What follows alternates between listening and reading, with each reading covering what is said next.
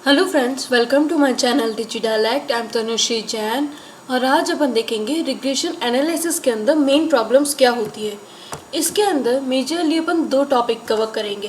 पहला है multi collinearity और दूसरा है हेट्रोस्कैडेस्टिसिटी। तो चलिए शुरू करते हैं।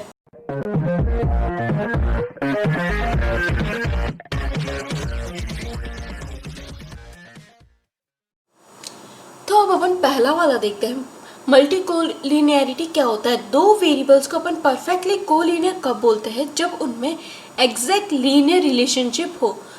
मल्टी कोलिनियरिटी ऐसी सिचुएशन है जहाँ पे डिग्री ऑफ कोरिलेशन जो है वो डिपेंडेंट वेरिएबल और इंडिपेंडेंट वेरिएबल के बीच में ही नहीं होता है, जबकि साथ में वहाँ पे स्ट्रॉन्ग कोरिलेशन भी होना चाहिए इंडिपेंडेंट वेरिएबल्स के खुद के बीच में। मल्टीपल रिग्रेशन इक्वेशन जो है वो गुड प्रेडिक्शन करती है जब वहाँ पे मल्टी कोलिनियरिटी हो, मगर डिफ़िकल्ट होता है अपन के लिए डिटरमाइन करना कि कैसे डिपेंडेंट वेरिएबल जो है वो चेंज होगा अगर इंडिपेंडेंट वेरिएबल जो है वो चेंज होता है एक ही टाइम पे। जब मल्टी कोलिनियरिटी प्रेजेंट होता है तो वो इंक्रीज करता है स्टैंडर्ड एरर्स जो होते हैं कोएफिशिएंट की। ये कैसे करता है? ये क्या करता है, इन्फ्लेट कर देता है बहुत ज़्यादा स्टैंडर्ड एरर्स को। और मल्टी कोलिनियरिटी क्या करता है, ट्राई करता है कि कुछ जो वेरिएबल्स हैं उनको स्टैटिस्टिकली इनसिग्निफिकेंट करने का, जबकि उनको एक्चुअल में वो सिग्निफिकेंट होनी चाहिए, यानी विथ लोअर स्टैंडर्ड एरर्स होने चाहिए। मल्टी कोलिनियरिटी को अपन कैसे मेजर कर सकते हैं कि calculate the variance inflation factor यानी VIF, जो कि एक्सेस करता है कि कितना वेरिएंस जो है of an estimated regression coefficient increases if the predictors are correlated. यानी कि कितना अपना जो वेरिएंस है ना एस्टिमेटेड रिग्रेशन कोएफिशिएंट का वो इंक्रीज होता है जब अपने प्रेडिक्टर्स जो है वो कोरिलेटेड होते हैं। अगर कोई फैक्टर कोरिलेटेड नहीं है तो VIF जो है वो अपना 1 के इक्वल होता है, यानी VIF अपना 1 होता है। अगर नो परफेक्ट कोलिनियरिटी है तो इसका मतलब क्या है कि वहाँ पे कोई भी लीनियर रिलेशनशिप नहीं है इंडिपेंडेंट वेरिएबल्स के बीच में। ये जो अजम्पशन है वो इम्प्लाई करता है दो एस्पेक्ट्स अपने डेटा के ऊपर जो कि इंडिपेंडेंट वेरिएबल्स के ऊपर लगते हैं।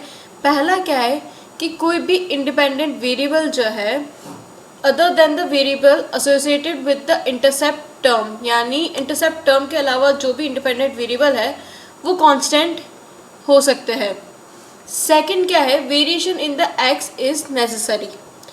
In general the more variation in the independent variable the better will be the OLS estimate in term of identifying the impacts of the different independent variable on the dependent variable।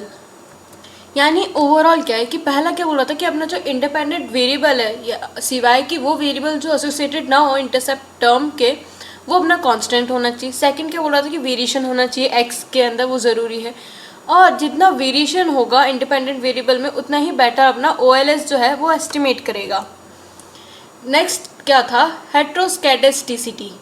ये क्या refer करता है कि change in the variance of the error term, यानी जो changes होते हैं variance के अंदर एरर टर्म में उसको, यानी if the variance of the error term is not constant across the data set. अपना जो वेरिएंस है एरर टर्म का वो कांस्टेंट नहीं है पूरे डेटा सेट पे, तो वहाँ पे जो अपने प्रिडिक्शंस होंगे ना वो गलत होंगे। In general for a regression equation two make accurate prediction, यानी अगर अपन को एक्यूरेट प्रिडिक्शन चाहिए तो एरर टर्म वो कैसी होनी चाहिए, पहला इंडिपेंडेंट होनी चाहिए, आइडेंटिकली होनी चाहिए नॉर्मली, और नेक्स्ट क्या है, डिस्ट्रीब्यूटेड होना चाहिए, यानी IID इंडिपेंडेंट आइडेंटिकली डिस्ट्रीब्यूटेड होना चाहिए अपना एरर टर्म। मैथमेटिकली इस अजम्पशन को इस फॉर्म में लिखा है जहाँ पे वेर क्या है अपना वेरिएंस, COV क्या है अपना कोवेरिएंस, U क्या है एरर टर्म है, और X जो है वो रिप्रेजेंट करता है अपना इंडिपेंडेंट वेरिएबल को। तो उसको कॉमनली कैसे लिखा जाता है कि वेरिएंस ऑफ UI कितना है अपना सिग्मा स्क्वायर होना चाहिए, और कोवेरिएंस जो है UI और UJ वो 0 होना चाहिए, लेकिन यहाँ पे I और J की जो वैल्यू है वो इक्वल नहीं होनी चाहिए। Thank you friends. इस कंसेप्ट के रिगार्डिंग अगर कोई भी डाउट है तो कमेंट में मेंशन करना। वीडियो अच्छा लगा तो लाइक करें, शेयर करें और सब्सक्राइब करें मेरे चैनल को। और डिस्क्रिप्शन बॉक्स में मैंने इस पीपीटी का लिंक दिया है। Thank you.